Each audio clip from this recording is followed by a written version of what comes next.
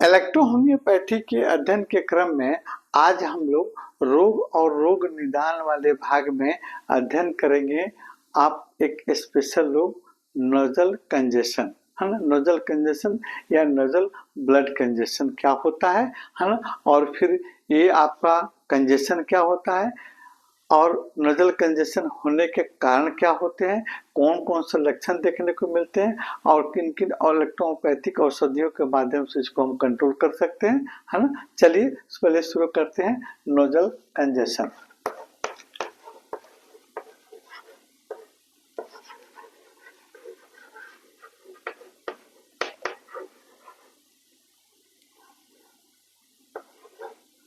Nozzle congestion, है ना, या आपको इसको नोजल ब्लड कंजेशन, पहले कंजेशन इसके पहले वाले क्लास में हमने कंजेशन के बारे में पढ़ाया था। कंजेशन क्या होता है ना। तो जैसे आपके शरीर के किसी ऑर्गन में अधिक मात्रा में ब्लड का जमा हो जाना ही कंजेशन कहलाता है।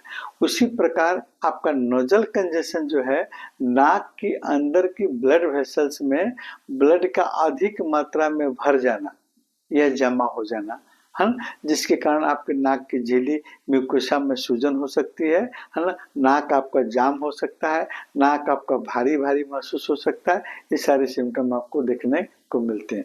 यानी आपके नाक अल्फैक्टी एरिया में, नोजल कैविटी में आपको जो ब्लड वेसल्स होती हैं उसमें आपको आवश्यकता से अधिक मात्रा में ब्लड आपको भर जाता है ना, जिसके कारण आपके नाक भारी या आपको उसमें सूजन हो जाती है। इसको कहते हैं नोजल आपको ब्लड कंजेशन। अब हम देखेंगे इसके क्या क्या कारण हो सकते हैं। तो सबसे पहले आपको कॉमन कारण आपको सर्दी जुकाम, है ना, एलर्जी, है ना। तो एलर्जी भिन्न भिन्न कारणों से हो सकती है, जैसे वातावरण पोल्यूशन के चलते एलर्जी होना, है ना, और फिर आपको पेड़ पौधे के पराग कण के चलते एलर्जी होना, धूल कण के चलते एलर्जी हो सकती है, आपको फैक्ट्री से उठने वाली धुआं के चलते एलर्जी हो सकती है ना, और फिर साइनस का संक्रमण, है ना, आपके साइनस में किसी तरह का संक्रमण होने के चलते आपको नाक आपके बंद हो सकती है, कंजेशन हो सकता है ना। मौसम का बदलाव, है ना, आपको जैसे आप जाड़े से गर्मी होना या गर्मी से जाड़े होना या गर्मी हो लग रही है, एक बैक आपको बारिश शुरू हो गई, तो इस तरह के मौसम चेंज होने के फलस्वरूप भी आपको ये इसका प्रभाव आपको देखने को मिलता है। अचानक ठंडा का प्रकोप, भयंकर ठंडा, आपको कुहासा अगर है उस समय आपको उस समय भी आपको ठंडा का प्रकोप के चलते भी आपको कंजेशन हो सकता है। चोट लगना, नाक पर चोट भी लग सकती है, या नाक की हड्डी का टेढ़ा हो जाना, है ना, इसके चलते भी कंजेशन हो सकता है। नोजल पॉलिपस, है ना, नाकों के अंदर हमारे एक्स्ट्रा मसल्स का ग्रोथ हो जाता है ना, इसके चलते भी हो सकता है। या किसी एलर्जिकल मेडिसिन का बार बार आप यूज कर रहे हैं, नोजल ड्रॉप आप बार बार डाल रहे हैं, तो लंबे समय तक इसका प्रयोग करने के बाद में भी कंजेशन की आपको होते देखा गया है ना। आप ज्यादा दिन तक दवा का यूज कर रहे हैं, उसका भी साइड इफेक्ट होता है और फिर आपका नोजल कंजेशन आपको हो सकती है।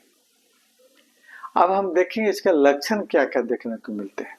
तो लक्षण से नाक बंद होने के कारण सांस लेने में तकलीफ होती है ना, और फिर नाक में भारीपन और सूजन महसूस होता है, नाक से पानी या बलगम आपको आ सकती है, और फिर एलर्जी में आपको छींके आती हैं, नाक से पानी आती है, कभी कभी खांसी भी देखने को मिलती है। नोजल कंजेशन के चलते आपका सिर में भारीपन महसूस होना, सिर में दर्द होना, ये भी सिम्टम कभी कभी देखने को मिलते हैं, और आपको सूंघने की क्षमता कम हो जाती है। इसके अतिरिक्त में आपको मुंह से सांस लेना पड़ता है, क्योंकि नाकें जाम रहती है ना, तो आप मुंह से सांस लेने की आवश्यकता पड़ सकती है। और कभी कभी आपको बुखार भी, हल्के बुखार जैसे महसूस होना, और गले में खराश और सूखापन भी आपको देखने को मिलते हैं। ये सारे सिम्टम आपको देखने को मिलते हैं नजल कंजेशन में। ट्रीटमेंट में सबसे पहले हम देखेंगे कि एक्सटर्नल ट्रीटमेंट है ना, एक्सटर्नल ट्रीटमेंट में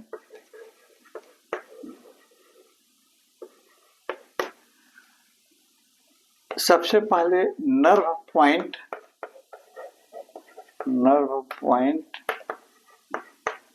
3 रूट ऑफ द नोज,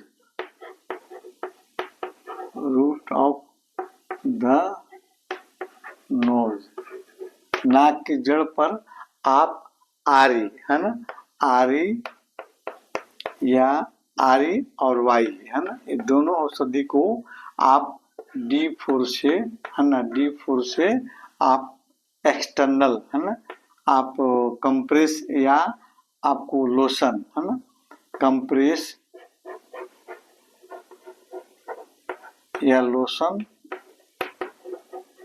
आप लगाइए है ना, नाक का कंजेशन आपका कम हो जाएगा, नाक से सांसें आने लगेंगे, आपका नाक खुल जाएगा है ना, नाक जाम नहीं रहेगा। सबसे पहले इस ट्रीटमेंट को हम देखेंगे कि ये आपको नर्व पॉइंट 3 पर रूट ऑफ द नोज है ना, उस पर REY D4 से कंप्रेस लगाइए या लोशन लगाइए, या आप WE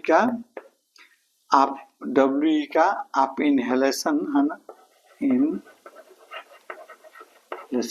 भाप लेना है ना, भाप लेना भी कारगर होता है ना, भाप भी ले सकते हैं है ना। और फिर इसके अलावा आप WE का भी आप रूट ऑफ द नोज पर आप लगा सकते हैं है ना, आप WE का भी आपको लोशन वहां पर टच कर सकते हैं, लगा सकते हैं। और फिर इंटरनल में आप A3 प्लस आपको C4S1 है ना, इन औषधि को आप और प्लस F1 है ना, इन औषधि को आप सेकेंड डाइल्यूशन में है ना, डाइल्यूशन में पीने के लिए दीजिए है ना। और इसके अलावा इसमें अगर पेशेंट को कफ है, खांसी है, तो P ग्रुप की औषधि आप जोड़ सकते हैं है ना, P ग्रुप की औषधि आवश्यकता अनुसार जोड़ सकते हैं। और फिर इसके अलावा आपको नजल कंजेशन में अगर नाक में आपको पस भरा हुआ है, हरा रंग का आपको मतलब फ्लेम भरा हुआ है ना, तो उसके लिए आप G का प्रयोग कर सकते हैं, ग्रीन इलेक्ट्रिसिटी का है ना, ग्रीन इलेक्ट्रिसिटी का प्रयोग कर सकते हैं है ना। इंजेक्शन नंबर 29 है ना, इंजेक्शन नंबर आपको 29 बहुत ही अच्छा लाभ करती है ना, लैपटॉप इंजेक्शन है 29 नंबर, ये आपको WE की बनी होती है ना, WE की बनी है ना।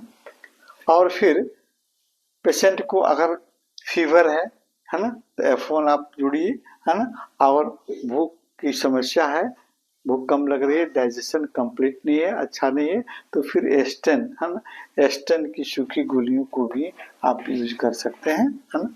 इस प्रकार आप नजल कंजेशन को आप ठीक कर सकते हैं।